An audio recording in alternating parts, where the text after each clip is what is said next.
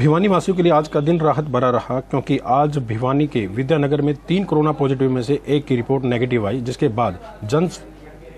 बाद स्वास्थ्य विभाग की टीम ने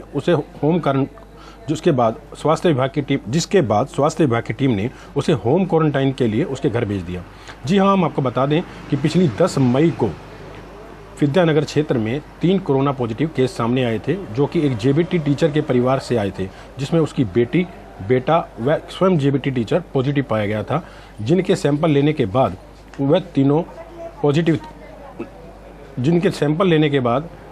उनकी रिपोर्ट पॉजिटिव आई थी, जिसके बाद उन्हें भिवानी के सामान्य अस्पताल में होम क्वारंटाइन कर दिया, जिसके बाद उनको भिवानी के सामान्य अस्पताल में क्वारंटाइन किया गया था, जहां 9 दिन के उपचार के बाद जेबीटी टीचर के 11 वर्षीय बेटे की रिपोर्ट आज नेगेटिव आई, तो जिसके बाद उसे होम क्वारंटाइन के लिए उसके घर भेज दिया गया।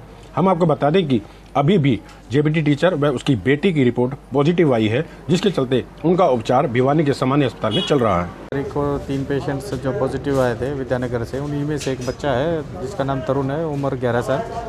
उसकी रिपोर्ट आज नेगेटिव आई है, उसको हमने यहाँ से डिस्चार्ज करके अभी घर भेजा है। घर में हमें साथ में हमारी एक डॉक्टरों की टीम भी साथ में भेजी है कि सुनिश्चित करें वहाँ जाके सारी हिदायतें देकर आएँ और उनके घर तक सकुशल उनको पहुँचा के आए। उनके ताऊ जी जहाँ पे घर पे मैंने खुद टेलीफोन पे बात की है कि उनको सारी बातें समझा के। कितने दिन के लिए घर पे रखा जाएगा क्वारंटाइन? अभी 14 दिन के लिए घर पे ही होम क्वारंटाइन के लिए हमें हिदायतें जारी की हैं उनको। और वो बच्चा काफ़ी बहादुर है, बड़ा हौसले वाला बच्चा है। तो क्या डॉक्टरों की टीम रोज़ाना तो हमारी जो MSTs लगी हुई है वो स्क्रीनिंग करेंगी, डे टू डे अपडेट लेते रहेंगे। अगर कोई भी किसी प्रकार की कोई दोबारा दिक्कत होती है तो हमें उन्होंने आश्वस्त किया उनके ताऊजी ने कि वो तुरंत हमें टेलीफोनिकली सूचना देंगे और हम आगे उसी हिसाब से कार्रवाई करेंगे। हॉस्पिटल से घर भेजा किस प्रकार से उनका आत्मविश्वास बढ़ाने के लिए? हमने जैसा कि एक बच्चा है, बच्चे की लाइक्स होती हैं, कुछ बच्चे चॉकलेट पसंद करते हैं, जूस पसंद करते हैं, हमने उसी हिसाब से चॉकलेट और एक गिफ्ट पैक देकर, एक फूलों का गुलदस्ता देकर उसके उज्जवल भविष्य की कामना और उत्तम क्वालिटी के स्वास्थ्य की कामना करते हैं उनको शुभकामना देकर घर भेजा। भिवानी की जनता से क्या अपील करना चाहेंगे, क्योंकि अभी 2 कोरोना पॉजिटिव? भिवानी की जनता से हम यही अपील करना चाहते हैं कि जो भी गवर्नमेंट ऑफ इंडिया की गाइडलाइंस हैं उन्हीं के हिसाब से सोशल डिस्टेंसिंग का पालन करना बिल्कुल भी ना भूलें और सैनिटाइज रखें और अपने मुंह को ढक के रखें।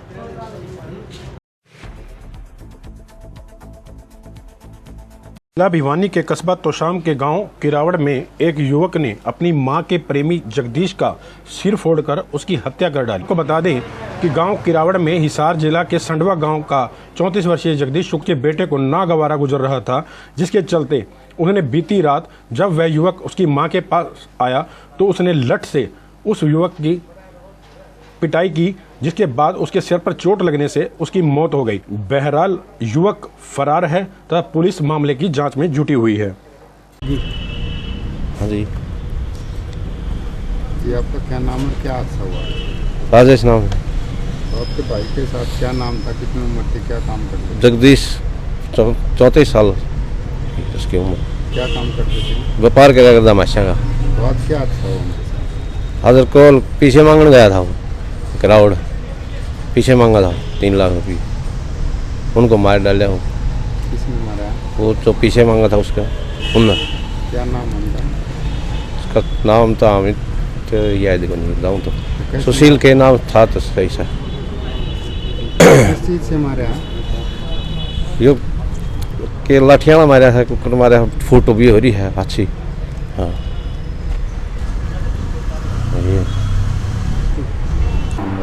क्या मामला सर, क्या शिकायत है? किराउड गांव में रात्रि को कंट्रोल रूम पर एक टेलीफोन प्राप्त हुआ था, तो भाई कोई व्यक्ति किसी के घर में घुस गया है, जिस पर मौका पर जब पुलिस घटनास्थल पर पहुंची तो एक आदमी जो है ना गंभीर अवस्था में सड़क पर पड़ा था, जिससे काफ़ी चोटें लगी हुई थी और खून निकला हुआ था। बाद में इस व्यक्ति का नाम जो मालूम हुआ, ये जगदीश है, जो गांव शाड़वा का रहने वाला है। इसके सुखदेव सिंह है इसके बाप का नाम। ये भैंसों का व्यापार करता है। इसके बारे में यही जानकारी मिली और ये किराउड़ गांव में धर्मवीर के घर इसका आना जाना था काफ़ी सालों से। भैंस के लेन देन के पैसे भी जो है ना इसमें बनते हैं। जो प्राथमिक तौर पर तथ्य सामने आए हैं वो यह है कि भाई ये रात्रि के समय जो धर्मवीर की घरवाली है शकुंतला, उसके घर गया था, तो उसके लड़के पवन ने जो है ना इसको चोटें मारी हैं घर में, और चोटें मारने के बाद में इसको सड़क पे ले आया, वहाँ भी इसको काफ़ी चोटें मारी। उन चोटों के कारण जो है ना हॉस्पिटल में मौके पे जाके पुलिस ने, इनके घर वालों ने इसको एडमिट करवाया, लेकिन सुबेरे ही इसकी मौत हो गई। अब सुबेरे जगदीश के भाई सुबह राजेश ने जो है ना आके अपने बयान लिखवाए हैं, जिसके ऊपर 302 के तहत अभियोग अंकित किया गया है, और जो शकुंतला का लड़का है पवन, उसके खिलाफ कार्रवाई की जा रही है। वो रात से ही भगोड़ा है, उसकी तलाश की जा रही है। भिवानी के हांसी गेट चौक पर एक ओवरलोड ट्रक में से बिजली की तारों के उलझ जाने से ट्रांसफार्मर गिर गया। यह हादसा अल सुबह 4 बजे हुआ। गनीमत ये थी कि उस समय बाजार नहीं खुला हुआ था, और यह हादसा अगर दिन में होता तो शायद किसी व्यक्ति की जान भी जाती और लाखों रुपए का नुकसान दुकानदारों को भी वहन करना पड़ता। यह हरकत सीसीटीवी कैमरे में रिकॉर्ड हो गई और ट्रक चालक वहां से फरार हो गया। दुकानदारों ने बिजली विभाग पर तथा पुलिस विभाग पर सवाल खड़े करते हुए कहा कि पुलिस विभाग अगर मुस्तैदी से काम लेता तो शायद यह हादसा ना होता। तो वहीं उन्होंने बिजली विभाग पर सवाल उठाते हुए कहा कि चाहे कुछ भी हो, दुकानदारों द्वारा अब यह ट्रांसफार्मर इस जगह पर लगने नहीं दिया जाएगा। उन्होंने मांग की है कि इस ट्रांसफार्मर को जगह को बदला जाए। हमने प्रशासन को इसके बारे में कम से कम 10 बार सूचित कर रखा है, और बाकायदा इसके आग लगे हुए फोटो भी हमने प्रशासन को भेज रखे हैं। हम प्रशासन से कई बार गुहार लगा चुके हैं कि यहाँ जान और माल दोनों की हानि हो सकती है, कृपया इसको यहाँ से हटाया जाए, लेकिन प्रशासन ने हमारी एक नहीं सुनी। मुझे लगता है कि प्रशासन किसी हादसे का इंतजार कर रहा था, जो कि ये हादसा रात को हो गया। अगर ये हादसा दिन में होता तो बहुत ज़्यादा नुकसान हो सकता था। इसलिए अब हम प्रशासन से गुहार करते हैं कि इसको यहाँ ना लगाया जाए। अगर प्रशासन फिर भी इसको यहाँ लगाएगा तो हम इसको किसी कीमत पर नहीं लगने देंगे, चाहे हमें इसके लिए चाहे कुछ भी करना पड़े, हम इसको यहाँ नहीं लगने देंगे। क्या नाम है सर आपका? मैं हांसी चौक मार्केट यूनियन का प्रधान हूँ, मेरा नाम प्रेम धमीजा है। ये कल रात को जो हादसा हुआ है, अगर ये दिन में हो जाता या फिर रात में मेरी दुकान की तरफ गिर जाता तो बहुत बड़ा हादसा हो जाता, जिससे मेरा लाखों रुपए का नुकसान हो जाता। अब हमने प्रशासन को कई बार इसके लिए लिख के हम दे के आए हैं, आग लगे हुए फ़ोटो वगैरह सारा कुछ आज भी हमारे पास मौजूद है। हम अब इसको किसी भी कीमत पे यहाँ नहीं लगने देंगे, ताकि आगे हमारी जान माल को कोई खतरा ना हो।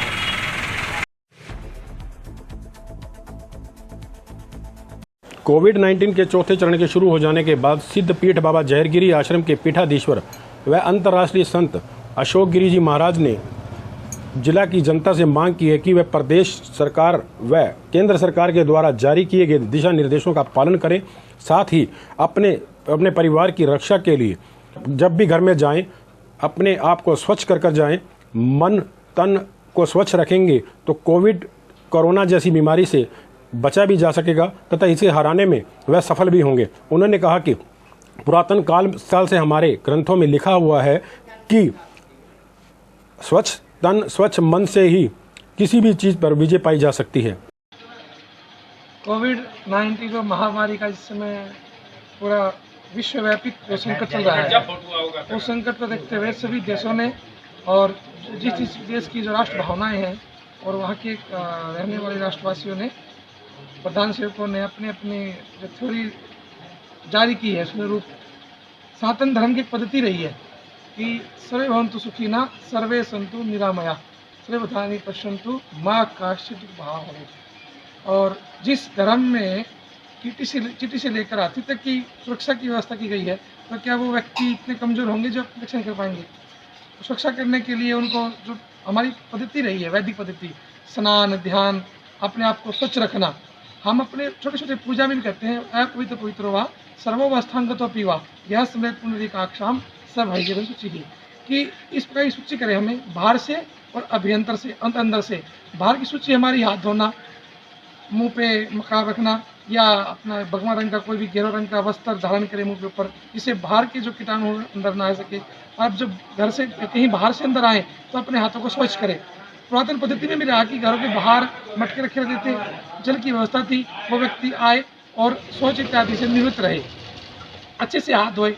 पहले मिट्टी इत्यादि थी, लेकिन अब साबुन है, जो आज भौतिकवाद के काफ़ी संसाधन हमारे पास उपलब्ध है स्वस्थ रहने के लिए। तो स्वस्थ रहेंगे तभी इस बीमारी से लड़ पाएंगे। स्वस्थ रहने का एक और भी है कि भोजन जो है ना, भोजन वो सात्विक लें और भरपूर मात्रा में लें। उसमें में सौंठ, इलायची, लवंग और अदरक का, और जहाँ तक वो शहद का और गाय का दूध का भरपूर मात्रा में सेवन करें।